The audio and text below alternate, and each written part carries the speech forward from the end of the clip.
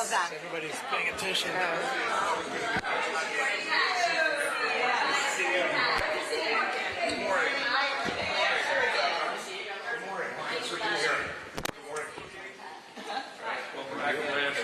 Great, good to see you. Thank you. New Hampshire. Great to see you Good to see you again. again. Thank you.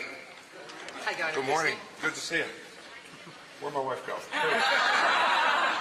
Hey, Governor. Good morning, Mr. Secretary. How are you? Good. Good to see you. Great to see you too. Pleasure to be here. This is your wife, Yes, Mary hi. Pat. Scanlon. Nice to see you. Mary Pat, yes. My deputy interim. Nice to see you, Governor. Great to see you. Mary Pat. Great to see you. Hi, Mary Pat. Governor, before you get started, Yes, sir. you have done this before. I have. Yes, And yes. there's a picture of you 2016 go. swearing off of a goal. Yes. One of the fair. I'm sure it was. Yes. Look at not fewer people in the picture this time. It wasn't 16. 16. Look at all those people. It was a proud deal. Yes, it was. Yes, it was. Well, it's great to be back here. It's great to be back here, Mr. Secretary. Thanks for standing up for the First Nation and straightening out all that stuff. I think it was You're working on it. Yeah. very well done. Yeah, I have confidence you'll get there. Right. You'll get there, and we will honor it. So you can count on that. Absolutely. All right. Okay, so it looks like you've already filled out the paperwork. Yes. You just have to sign it. Except you sign away.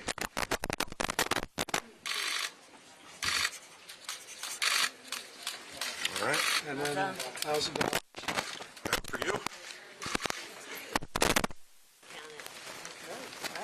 Oh, was it? Give cash. But we promise you, it's not from Bob and Ed's jacket. So. The old-fashioned way. And we gave you 50s and 100s too, so you're all good. That's better than singles and. Yes, yeah, no, we wouldn't do that. Exactly. Do that to you. Okay, well, Do that to you. All right. Something else for you. You got it. on the report, this is the notice to voters that gets posted at every polling place, and we ask the presidential candidates to write a brief message to the voters of New Hampshire You bet. and then sign it.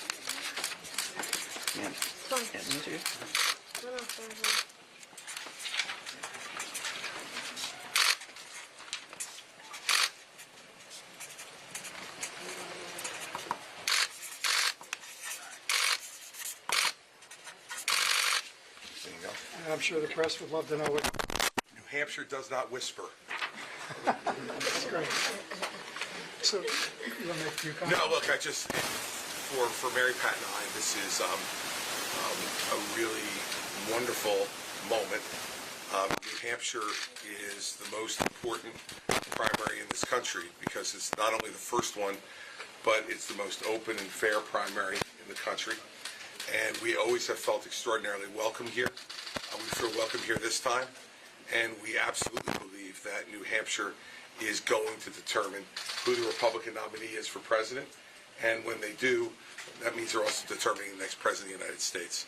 So I hope to come back here as president after we're sworn in to thank the people in New Hampshire personally and come back and sign something else for the secretary. So we're thrilled to be here, and we look forward to continuing over the next 100 and some days, whatever number of days that turns out to be, to spend most of our time here in New Hampshire, talking to the voters here and making sure they understand that character matters in this race and the truth matters in this race, and that I don't think the people in New Hampshire are going to pick someone who is a four-time bailed out, indicted, potential felon who regularly lies to the people as our nominee. I think there's much more character in this state than that. So we look forward to testing that out and giving them that very, very clear choice. In the end, everybody, you can't be everything to everybody. And the people in this race who are trying to be everything to everybody will not be anything for anyone. You need to stand your ground and pick your spot. That's the way I've always conducted myself in my political career and my career in public life as an office holder, and that's the way I intend to do it here. And I think the people in New Hampshire are going to reward that. So, thank you very much. Appreciate I'd being like here. to invite you into the middle room to speak with the New Hampshire press. Thanks, guys.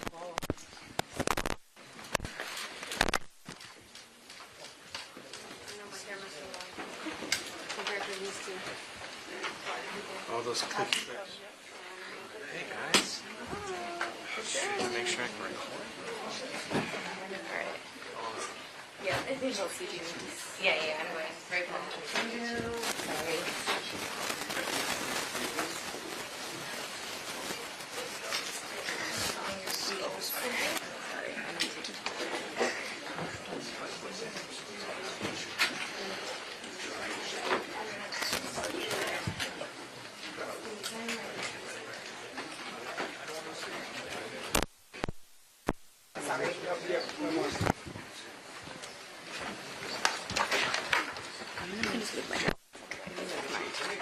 Sorry. Sorry.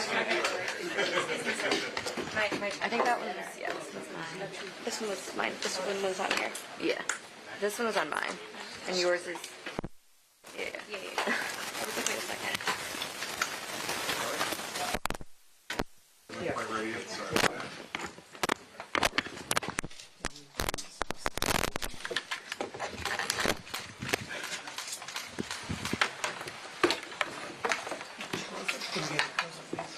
Paula, do you mind dragging it a little?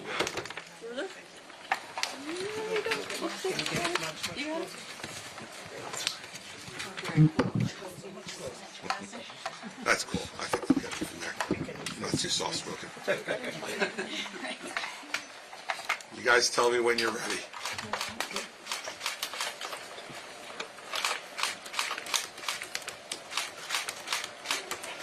When you want to.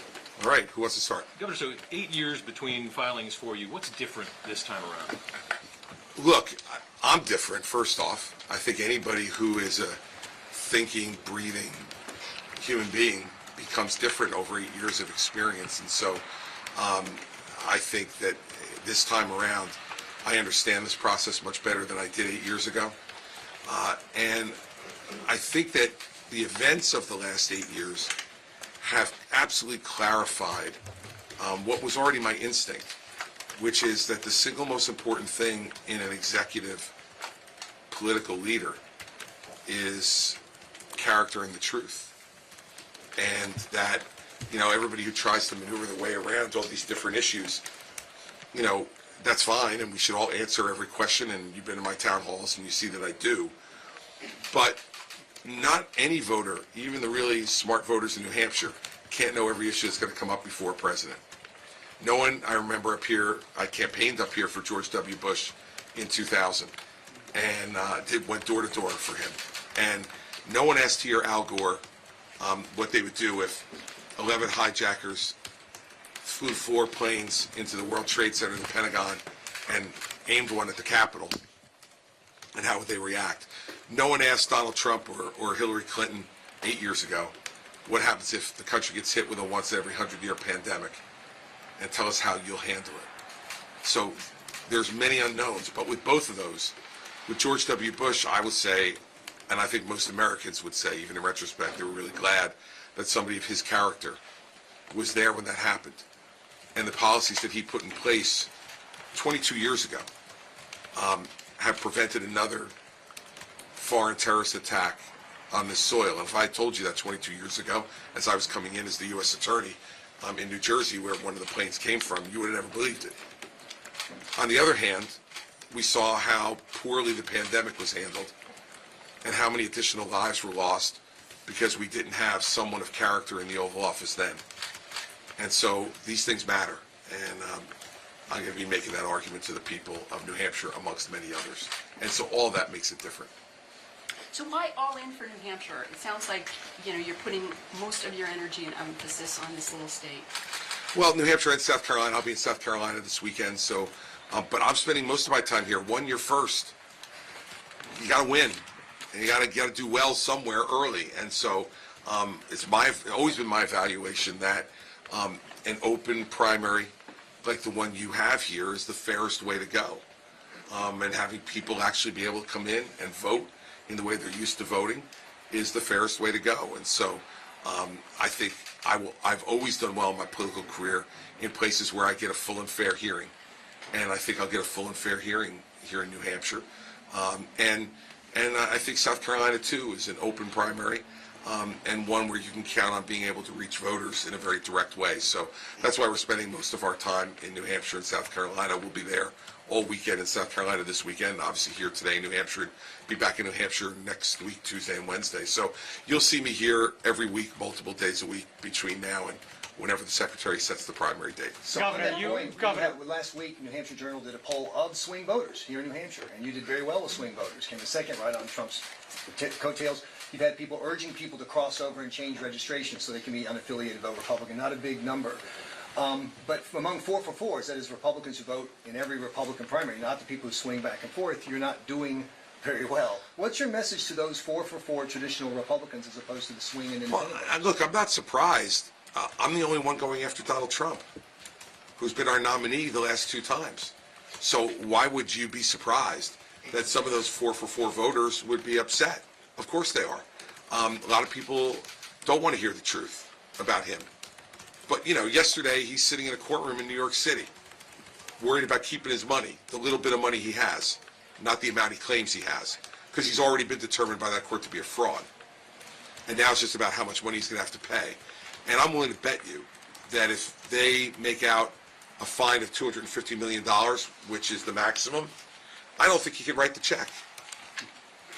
And that's why he's spending donors' money on his legal fees, and donors' money on his wife's stylist, and donors' money on his, son's girlfriend to give a speech on January 6th. Those are all true. And so it's going to take time for some voters to absorb that truth and to understand what it means not only for our party, because he will lose to Joe Biden, but also what it means for our country if either one of them is president. Look, the one thing that swing voters, Democrats, and Republicans seem to agree on in large numbers is they don't want the choice to be Donald Trump and Joe Biden. And there's good reason for that. Joe Biden is not physically or mentally up for the job, and Donald Trump's character is so flawed, and his performance as president was so bad in so many things that he promised right here. I mean, I stood on the stage here when he said he was going to repeal and replace Obamacare, and he had a Republican Congress and didn't. I was standing on the stage, and nobody on that stage believed that he was going to build a wall across the entire wall of the United States and Mexico, and that Mexico was going to pay for it. Now we know he built 52 new miles of wall in 4 years, so at that pace he only needs another 110 years as president to finish the wall.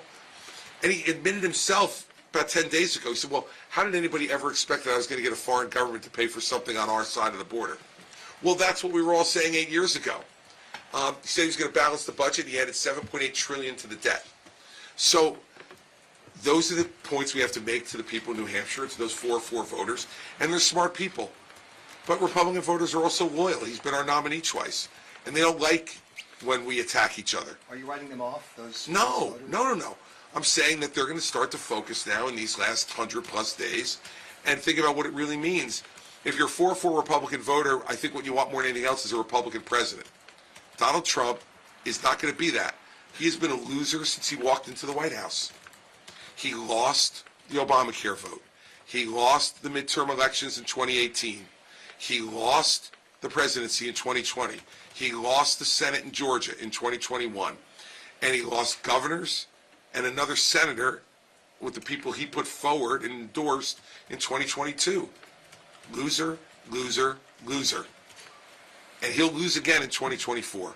That's the message to those 4-4 voters, because what they care about more than anything else is the fact that Joe Biden is taking this country down an awful path, and they don't want to put up a certified loser, 4 times indicted, out on bail in 4 different jurisdictions, and not spending his time here in a courtroom in New York City to try to protect his money. I mean, and by the way, if you were the nominee, from Super Tuesday forward, from 2 months, he's going to be sitting in a courtroom in Washington, D.C. 5 days a week. Because unlike what's going on in New York right now, that trial will not be optional. It is a condition of his bail that he must show up at court every day. Think about that. We're talking about a presidential candidate who is out on bail in 4 jurisdictions and has his movements controlled by the court, and now has what words he can say controlled by the court. Doesn't sound to me like a winning nominee.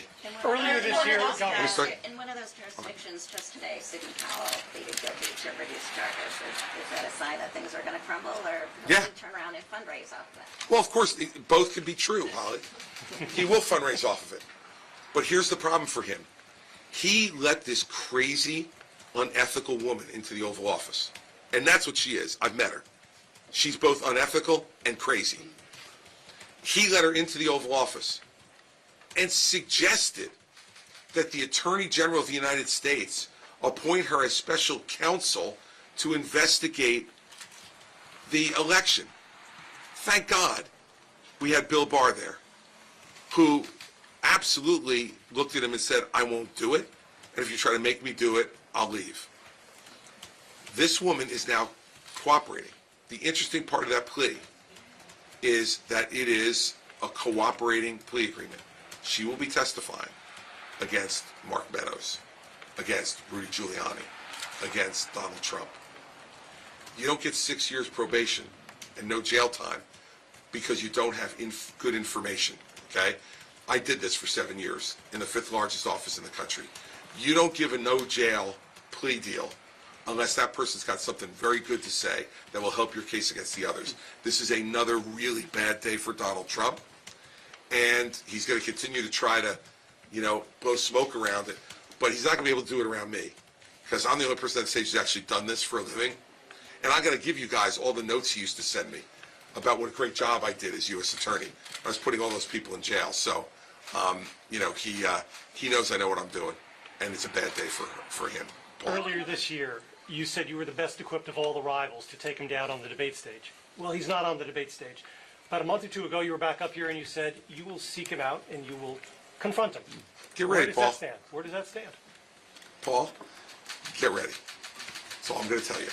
Because if I give him and the Secret Service a tip as to where I'm going to be, it'll be a lot harder for me to get to him. Remember, he's the only guy walking around with Secret Service protection, okay?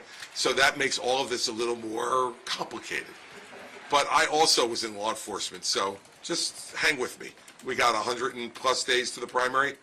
Donald Trump and I will come face to face, whether it's on a debate stage or whether it's when he's walking out of a building somewhere. But don't you worry, Paul. If it's in New Hampshire, I'll make sure you know. The last time former President Trump was here in New Hampshire, he suggested a lot of your animus is because he wouldn't give you a job when he was in the White House. Well, it's just another liar, Kevin. I mean, let's go back through the record. He made me chairman of his transition.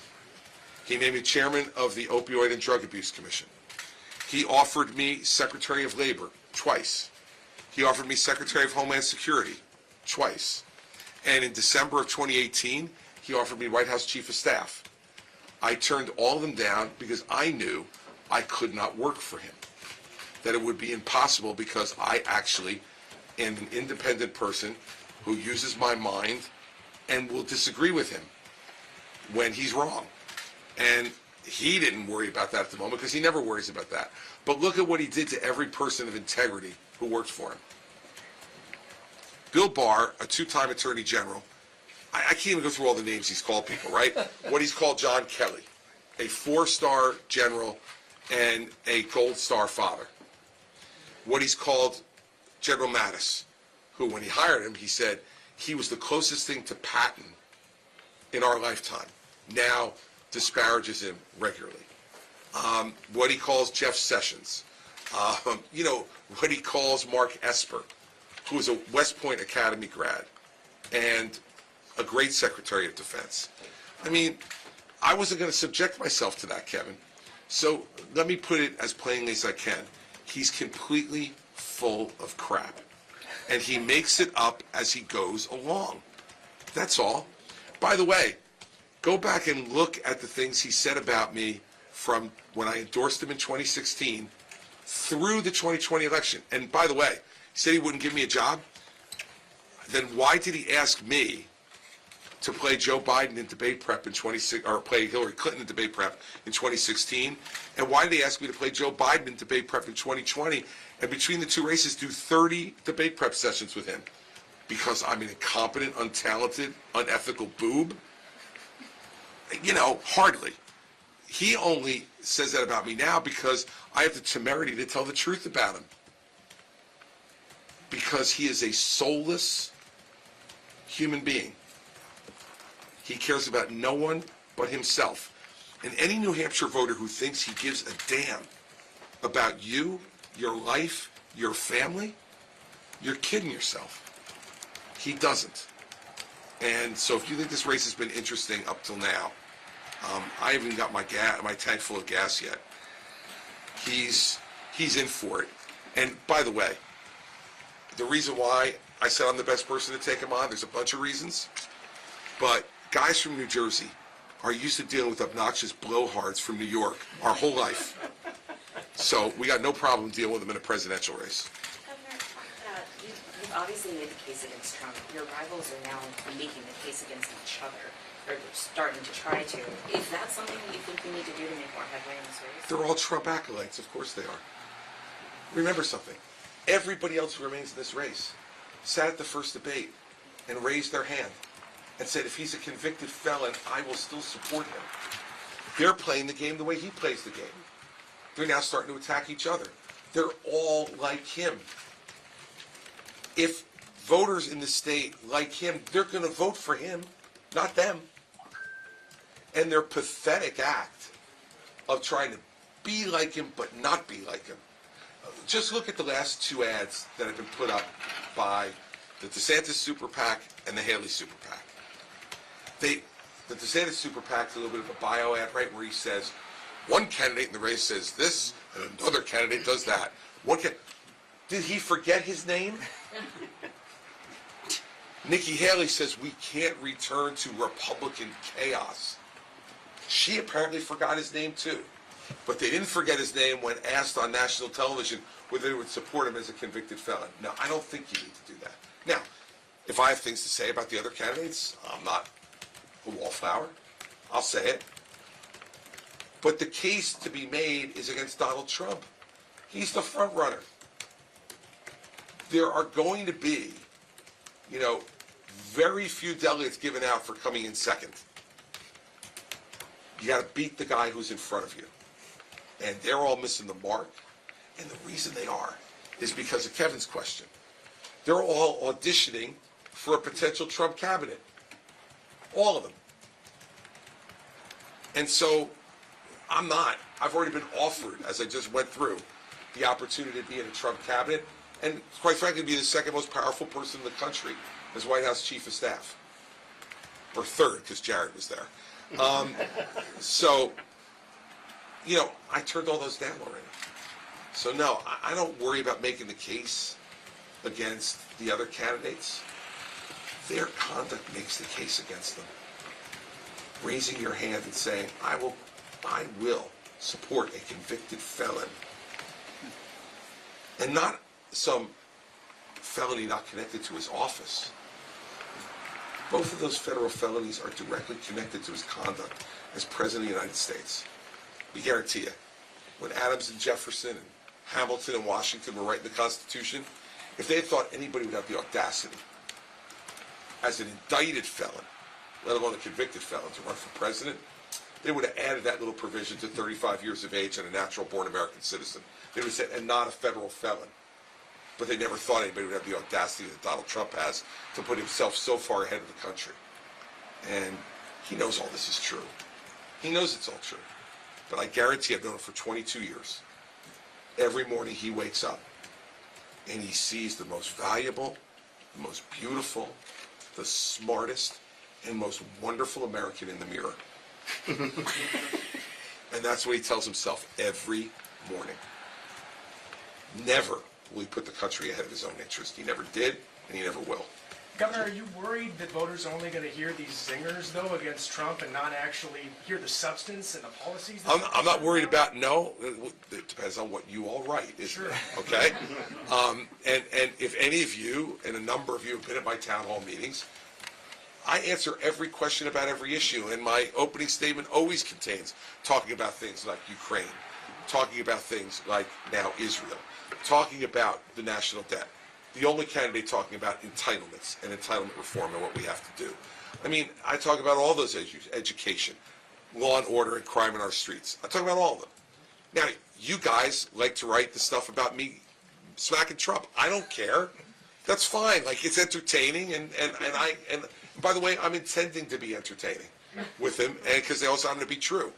So no, I'm not worried about it. I'm really not, because that's what makes New Hampshire so great. Voters actually show up and listen to you. They don't just take your word for it. They actually show up and they listen to you. And so, and they've also seen me before. I'm not new up here. Unlike everybody else except for Trump, they're not meeting me for the first time. So they know that I'm someone of substance. Can I follow up on? Were you the person that coached Trump to be such a jerk in that first debate? No, and I'll tell you a good story about that. So we're coaching him all the way through it, and I then, remember, there was no public transportation back then. We were in late September, early October of 2020. No trains running, no planes. So I was driving back and forth from Washington, D.C. and New Jersey. I had to get up to do commentary on ABC in New York that night on the primary. The last prep session was the day of the first debate. I was leaving to go get my car. His secretary came to get me and said, "President needs to see you one more time." So I went back up. That was after 4 days of consecutive of prep. I went back upstairs to the Oval Office, and he looked at me and said, "If you have one suggestion for me tonight, just one, that I'll follow, what would it be?" And I said, "Mr. President, let Biden talk. Because if you let him talk, he'll hang himself." And he put his thumbs up. He went, "Great." He walked out the door onto the colonnade to get packed and head to Cleveland. And then he interrupted him 73 times in 90 minutes. So what it proves to you, it should prove to voters, is he doesn't listen to anybody. He doesn't. If it doesn't agree with his point of view, he doesn't listen. He asked me for the advice. I gave him the advice, and that was the advice all the way through debate prep. And then he went and interrupted him 73 times in 90 minutes. And when I got on TV right after that, and George Stephanopoulos said, "What do you think?" And I go, "I think it was a bit too hot." He called me from Cleveland. Now think about that.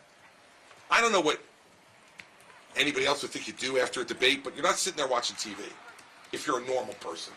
Like, I don't care what the TV people say about me after a debate. Like, I want to go get something to eat. I want to, take my shoes off. I want to relax. It's a long couple of hours. What's he doing? He's watching what I'm saying on TV and then calling me to yell at me for saying it. And I said, "Well, you didn't follow my advice. What did you expect me to say? That it was a great performance? It was an awful performance, and you probably just cost yourself the election." And then he hung up on me. Can I follow up on? But by the way, a week later, he had me back at debate prep. If you were president today, if you're in the Oval Office today, what would be your next steps to deal with the situation involving Israel? Well, look, I think that I give President Biden credit. I think that what he has said since the crisis has been smart and correct. And I think that his trip to Israel was the right thing to do. And the analogy I make to people is, I want everybody to remember back to 9/11. And after 9/11, when this country was feeling exactly the way Israel's feeling right now, Tony Blair got on a plane and flew to the United States and sat in the gallery in the House of Representatives for George Bush's address to the nation and to the Congress. And I remember that night thinking, how extraordinary that our greatest ally came over here physically and sat with us. And I think that that's exactly what the Israeli people have probably reacted to President Biden. So I want to start off by giving him credit for that. I don't have much good to say about Joe Biden, but he deserves credit when he deserves it, and he deserves it for what he said since then and going over there. I think from here, we have to, one, if we can get a speaker, it would be nice to get an aid package approved for Israel and get it over to them. Two, I think the president needs to be, and if I were president, I would be in daily contact with Prime Minister. We need to make sure that the strategy achieves three goals. Number one, protects without question the integrity of Israel and its borders. Two, that retaliation against Hamas is swift and sure and debilitates their opportunity to attack Israel again in a meaningful way. And three, sets the stage for us to re-engage with the other countries in the region to make sure that we bring peace to that region. So those have to be, in my mind, the three objectives. And the President of the United States has to be very involved in making that happen. And it starts with what we do with Israel, but also by keeping the lines of communication open with Egypt, with Jordan, with the Saudi Arabia, the Emiratis, to make sure that they understand exactly what our objectives are. And that's going to take a lot of time and a lot of work, a lot of effort to make sure it's successful. But if I were president, that's exactly what I would be doing. A follow-up on the issues question you were asked. In 2016, you and President Trump were out doing town hall events, whatever, and the issue of opioid addiction rose. It was kind of not on the radar for the nation. You came to the nation. What issue is emerging as you do your town halls across New Hampshire for 2024? I'd say that the top three issues I hear about in my town halls are, one, immigration and the border. Two, the opioid crisis, because I think it's particularly acute here. And three, I hear people concerned about what's going on around the world. The foreign policy issues have become much more face forward with Ukraine and now with Israel even more. So those are the top three things I hear about. I also hear about debt, and people are definitely concerned about the debt and what that means and the resulting inflation and what it means to their ability to be able to support their families. And the interest rates that come from that too, and their ability for younger folks to buy a home or buy a car, that kind of thing. But immigration, the border, the opioid crisis is still very important here.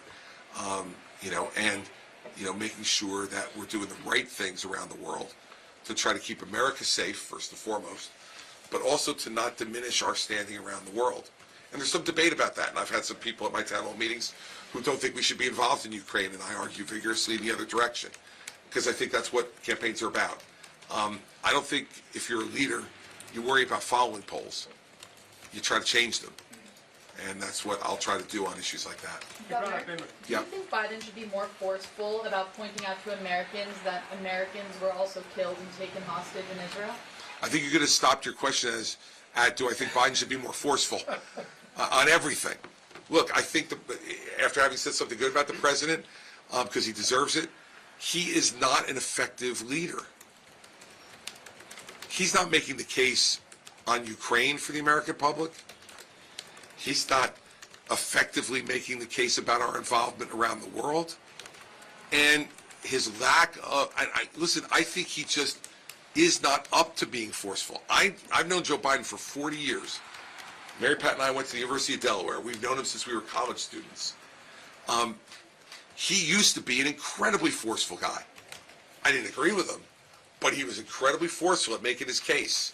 He's not anymore, because he is not physically or mentally capable of it. And that's a problem for America. And that's why, one of the reasons that he should no longer be president for 4 more years. And what do you think about the $100 million aid package to Gaza? I think it's a very, very low priority. Look, the bottom line is, what we need to be focused on is militarily and financially helping Israel, militarily helping Ukraine, arming Taiwan to send a clear message to the Chinese, and securing our southern border better than what we're doing right now. Those are all priorities over any kind of aid to Gaza. Do you think most Americans... You got two. You brought up immigration. States like Massachusetts have thousands of migrants that they're trying to shelter right now. The governor's talking about millions more dollars to try and make that happen. I guess if you were elected, how would you assist states beyond just closing the border? Well, first I would have told the governor of Massachusetts to not say you're going to be a sanctuary state. Because when you say you're going to be a sanctuary state, guess what? People believe you, and they come. And then you got to pay for them. These people, whether it's the governor of Massachusetts, the last 2 governors of New York, the mayor of New York City, all played to the grandstand when a lot of people weren't coming. Oh, we'll be caring, we're open, we have a big heart. Now they're like, help us, help us. Well, first off, shut up. And stop telling people that you're a sanctuary state and a sanctuary city. That would be the first step to take to stem the tide to Massachusetts, to New York, to New Jersey, to these places where you have irresponsible governors who have just absolutely played to the grandstand. Secondly, the best way that a president can do this in terms of helping is to set very clear rules about immigration. And it's this complicated issue. You know, it's not just about shooting people stone cold dead at the border, which, by the way, isn't going to happen. Nor is Ron DeSantis, if he ever became president, going to send the United States Army into Mexico. Like, we're not invading Mexico, right? You know, so let's get real about that. That's stuff that makes, you know, people who are fake tough guys feel like they're really tough. But in the end, that's not a solution. You have 200,000 apprehensions a month at the border with 38,000 detention beds. Now look, I became a lawyer because I wasn't good at math and science, but even I could do that math. It doesn't work. So we need to do a bunch of things, okay, to help this problem. One, first I had signed an executive order to send National Guard to the border to help overwhelmed Customs and Border Patrol officers. Two, I would add 10,000 Customs and Border Patrol officers as quickly as possible. Three, I would double the number of detention beds from 38,000 to 80,000. Four, I would make sure that what we do with immigration judges is to triple the number of immigration judges. We cannot be waiting 4 years to have an asylum hearing. And so by tripling them, I think we can reduce that to a year or less, make it much more manageable to get those asylum hearings done. And then fifth, we have to come up with a broader immigration plan that makes it merit-based immigration in this country. We have 6 million open jobs in America.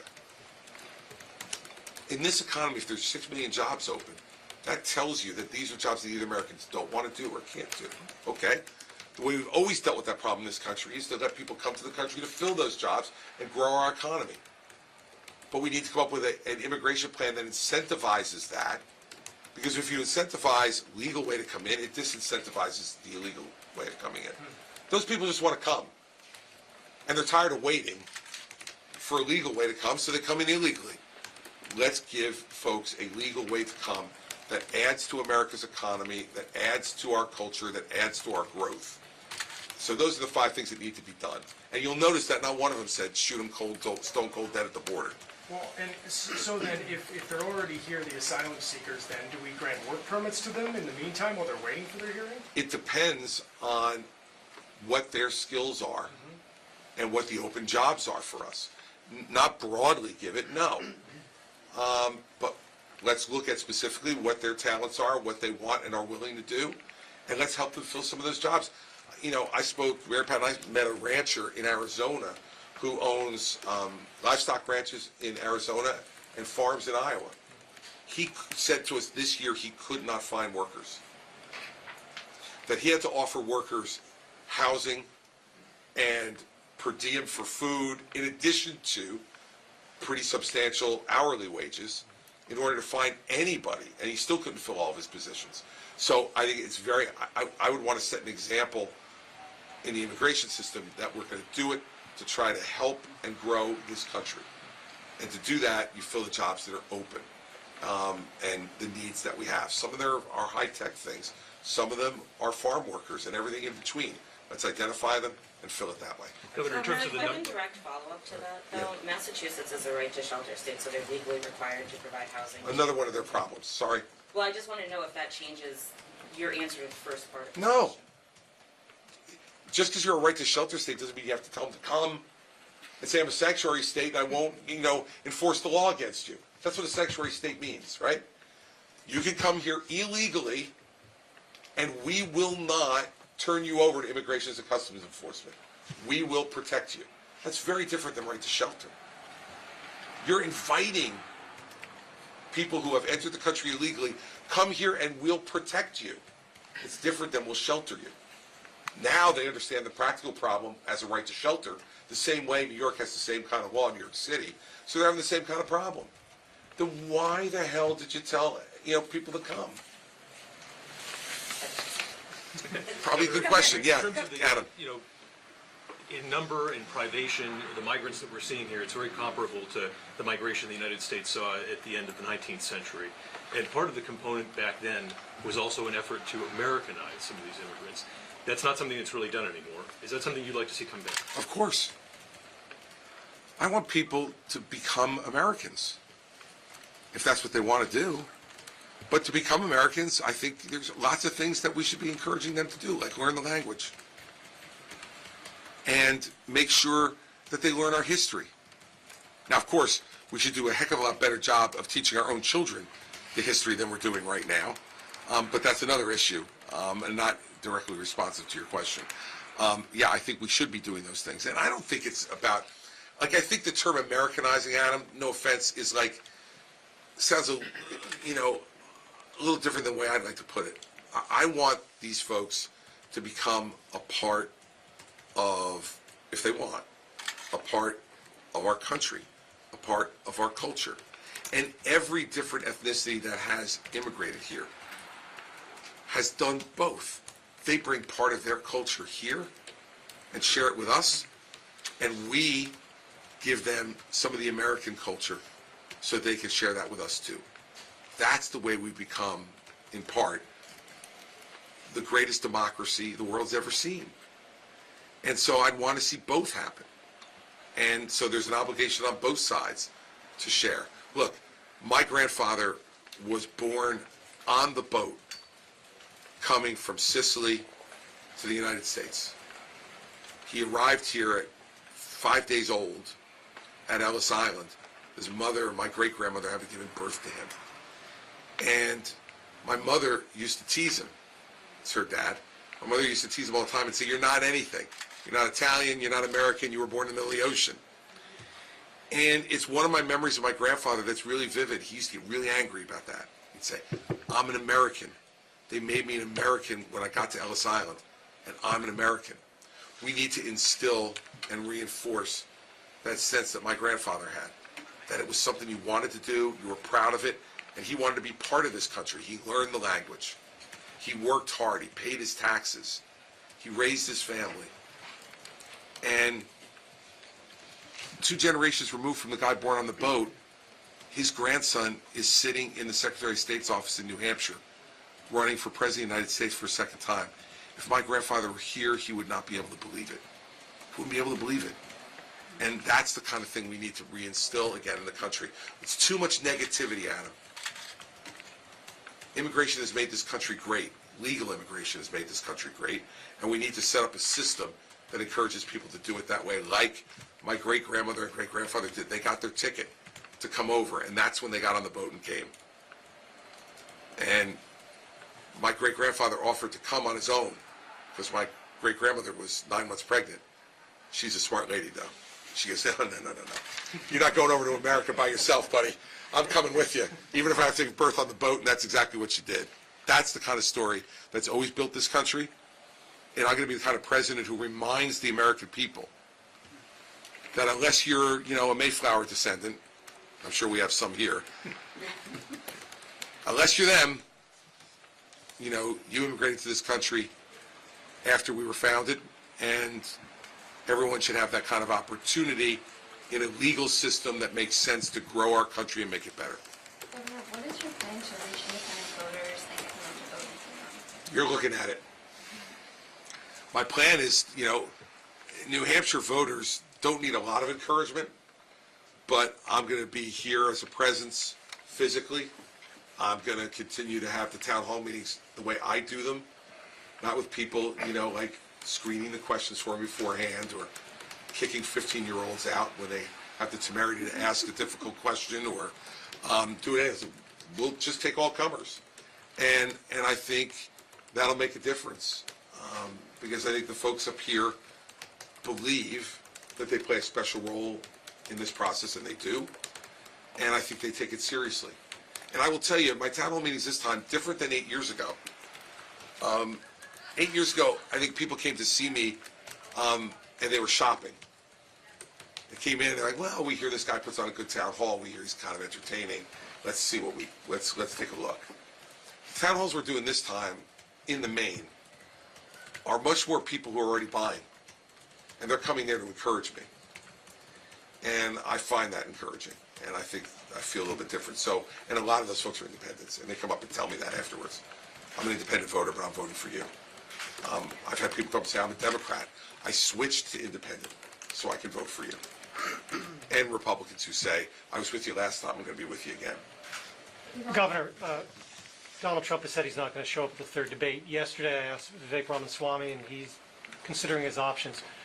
Are you there yet with the thresholds, and will you be on the debate stage, and what do you think about the others maybe skipping out? I will qualify, and I will be there. And I think any time any candidate for any office turns down an opportunity to communicate broadly to the people whose votes you're asking for, you're failing. So I don't know what Vivek's, Vivek was willing to have an argument with me for 45 minutes on Fox News, but he doesn't want to show up on the stage. I think what that tells you is that the people on the stage, myself in the first debate, I call him ChatGPT, and compare him to Barack Obama, because he was literally lifting lines from Barack Obama and repeating them. I don't think he liked that treatment up there.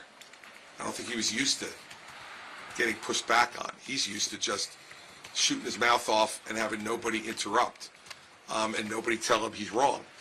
So I think if he doesn't come, it's because he's tired of it, and he's seen his poll numbers consistently go down after each debate.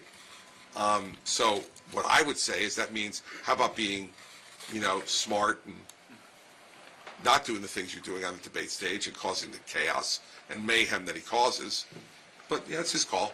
If he doesn't want to show up, I don't think anybody will miss him. Governor, do you believe, do you think a two-state solution is still possible in Israel? Yes. Governor, I wanted to ask you about the $100 billion request for a national security package the White House is going to send over. $60 billion for Ukraine, $40 billion for Israel, Taiwan, and southern border. Now that we know a little more details about that, is that something, I would put that into the category of very little detail. Right, you said $60 billion for Ukraine, $40 billion for Israel, and money for Taiwan and southern border, except 60 and 40 equals 100.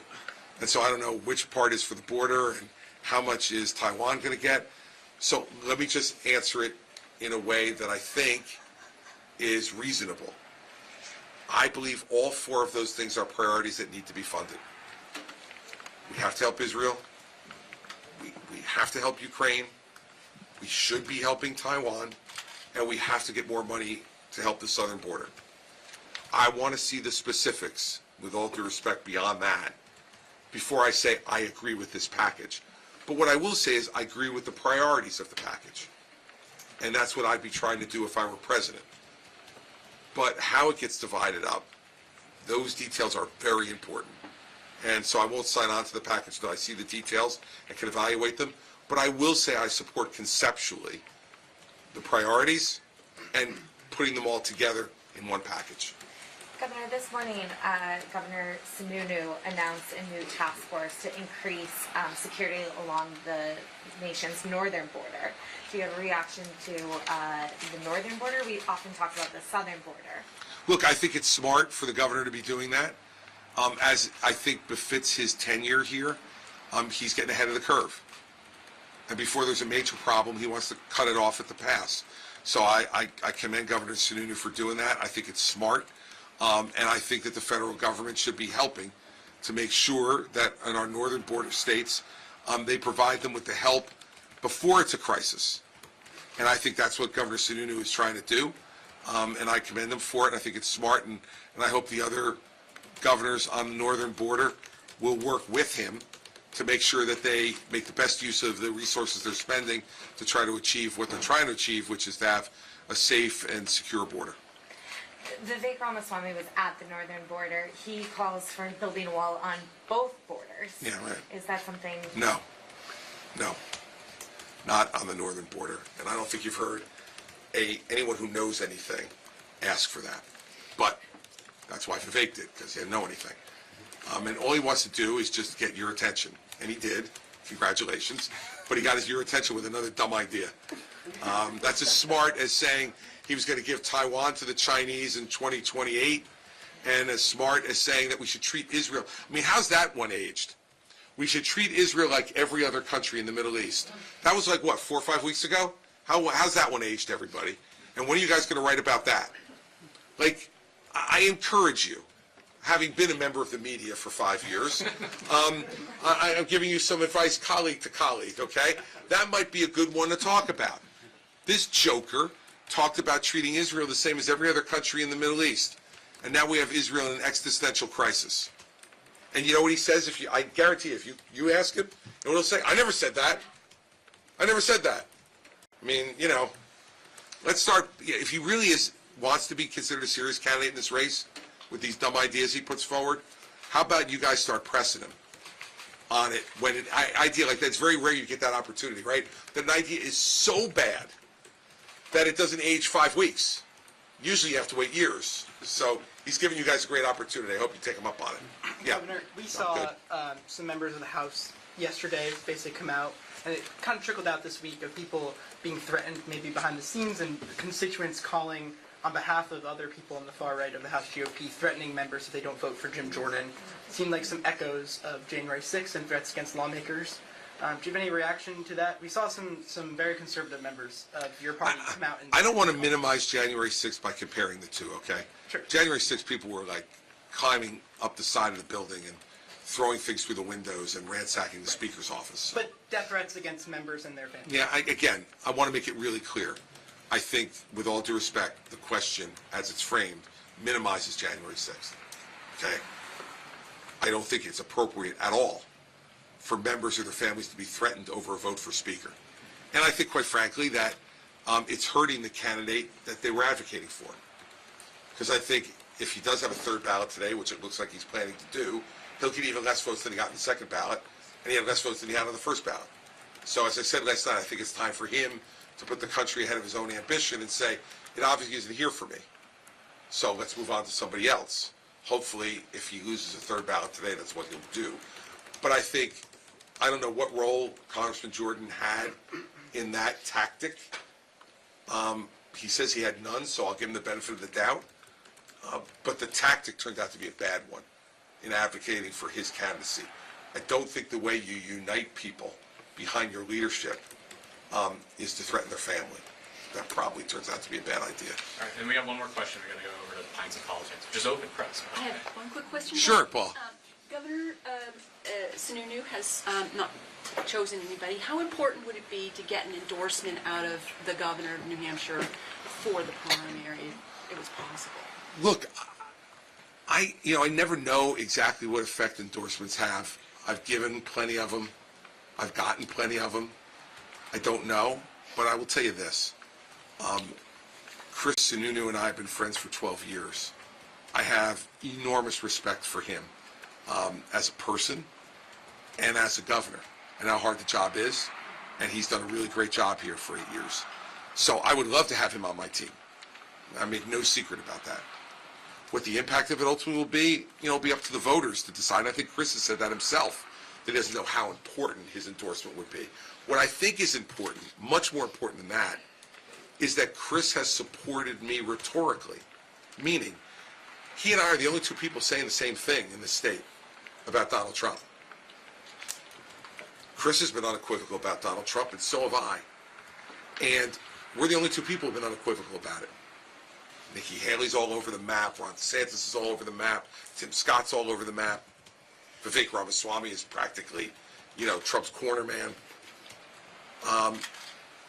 I think what I appreciate the most is that Chris has been willing to step up and tell the truth, regardless of what some of the short-term political ramifications are for that with him among some members of our party.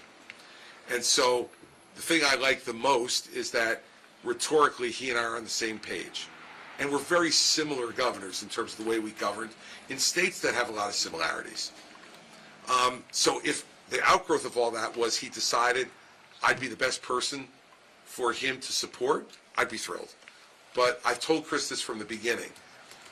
When he decided not to get in the race and I decided to get in, I called him and said, obviously I would love your support, but I'm not asking for it right now. I'm not going to ask for it until I earn it. And that's what I'm here doing. Unlike any other candidate, I am up here earning New Hampshire votes, not taking anything for granted. And I hope one of those New Hampshire votes I earn is Chris Sununu's. And we'll see. What the importance of it all will be, I don't know. But it would be important to me, personally, to know that somebody who I respect as much as I respect Chris thought I would be the best person to be president of the United States. So it would mean a lot to me personally. I know it would mean a lot to Mary Pat. because we've known the Sununu's for a long time. But Chris is going to make those judgments in his own time frame and with his own set of considerations. And I certainly won't say no if he asks. That's for sure. So thank you, guys. Always great talking to you. Thank you.